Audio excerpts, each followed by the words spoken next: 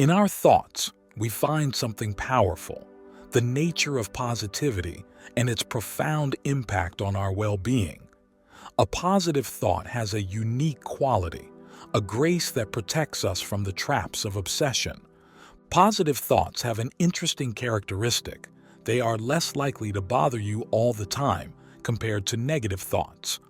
Unlike negative thinking, which often seeks to multiply and entwine us in a web of despair, positive thinking remains steadfast, satisfied with its unique existence.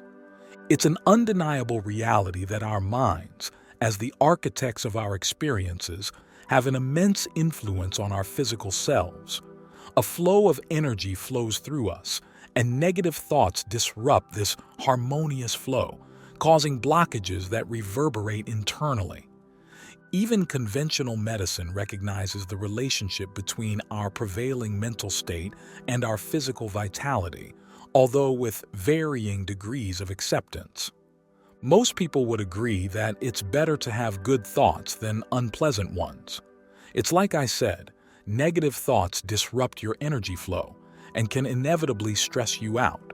Think of the resonance within your own being when you are involved in stress or repetitive negative thoughts, the discomfort, the palpable reaction of your body. It's a testament to the delicate connection between mind and body, where disharmony disrupts the natural flow of the life force. Think of the times when you were stuck in negative thoughts. How did your body react? It's not usually a pleasant experience, right?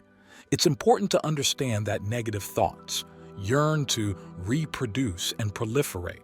They thrive on capturing our attention and generating more of their kind. They spread like wildfire. One bad thought leads to more bad thoughts. But on the other hand, positive thoughts remain resilient, a beacon of light that doesn't need incessant replication. They gracefully resist the lure of obsessive multiplication, satisfied with their simplicity. The mind, often a labyrinth of reflections, can occasionally trap us in its patterns. However, it's rare to find yourself entangled in good obsessive thoughts. But do you know why? Because positivity, unlike its counterpart, doesn't yearn for domination. It isn't driven to dominate our consciousness with relentless repetition. Because positive thoughts don't need to be in the spotlight all the time. They are happy just to be a useful guide without monopolizing all our attention. Imagine the simplicity of a thought that declares, "Life is beautiful." I'm not even talking about a profound poetic phrase. It's just a way of saying, hey, life can be amazing. And such a positive affirmation serves as a mere indicator, a sign that guides us towards a profound experience of the beauty of life. Positive thoughts like this are like little signs that lead us to good experiences. They don't try to overwhelm us. They're just there to point to something good. When we have a thought similar to the one I've exemplified about life for a short time, we can absorb everything around us, transforming it into a genuine experience. Imagine a positive thought as a guide during these moments. It works wonders. Now, let's talk about how to change negative thinking into positive thinking. It's essential, but the real game changer is to realize something beyond the thought itself. Positive thoughts, although pleasant, don't liberate you. True liberation comes from discovering a place beyond all thought. Think about it. Negative thoughts demand your attention and identification. They need you to remain unconscious, allowing them to continually thrive in your life. It's like a mental virus. Identify with it, give it attention, and it will grow. Some thoughts act like persistent viruses, occupying your mind or a specific section of it for a lifetime. And it's interesting to analyze this because these mental viruses can easily take over entire groups of people, nations, tribes, religions, or even political movements. They act like viruses in the body, proliferating and taking deep root. Our intentions alone are not enough to change our thoughts. Without a change in consciousness, good intentions can lead to more suffering. Mental viruses, once they take root, can lead to unthinkable consequences. Wisdom lies in recognizing that true freedom comes from the transcendence of thought. Positive thoughts are guides, but true liberation is found beyond the realm of continuous thought. And when we understand this, we navigate the complexities of the mind and the society we live in, avoiding the traps of mental viruses that can take over. Like a virus that eventually disappears, sanity begins to reassert itself. It may not be a perfect state of mind, but it is a return to some semblance of sanity compared to the extreme unconsciousness that prevailed during the viral takeover. When individuals are victims of mental viruses, the lenses through which they perceive the world become distorted, colored by the infection of a specific way of thinking. For example, spending a lot of time on the internet can be a breeding ground for these mental viruses. You come across seemingly convincing information, a total fantasy that takes root in your mind, growing and influencing your reality. This phenomenon is particularly evident in the world of conspiracy theories. Although some may contain a little truth, many are fictitious constructs built on a cultural basis. Sometimes I think the world is pretty insane, especially in the realm of politics. I don't deny that there is the possibility of conspiracies or crazy occurrences. However, the advice here is not to get involved in the web of conspiracies. I sincerely believe that our role is to be present, to embody a different state of consciousness, because getting involved in a struggle on the same level as unconsciousness is useless. To make a real difference, we must overcome the chaos by embodying a consciousness that transcends the unconscious patterns that permeate our world. Choosing positive thoughts is a valuable step, but we go further, entering a space that transcends even thoughts. When we explore what lies beyond thought, we notice a natural reduction in negative thoughts in our lives, especially as inner presence strengthens over time. The beauty of positive thoughts is that they can arise spontaneously, and a significant part of your consciousness becomes independent of the thoughts circulating in your mind. A shift towards greater presence arises, and you come to appreciate life not through persuasion but through the direct experience of the present moment. That's why I also talk about gratitude here on the channel. Gratitude is a truly transformative force. Gratitude goes beyond simple thanks. It represents a deep appreciation for everything around us, reinforcing our presence even more.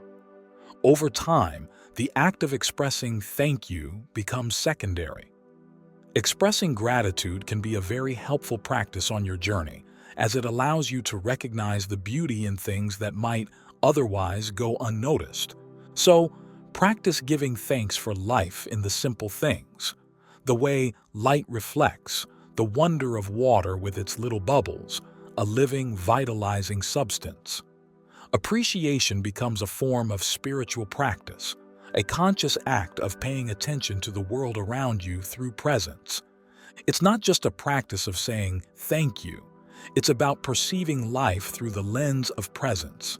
Everything around us becomes valuable, an integral part of our spiritual journey. At first, it may seem like a practice, but gradually it becomes something natural, the essence of how you live your life.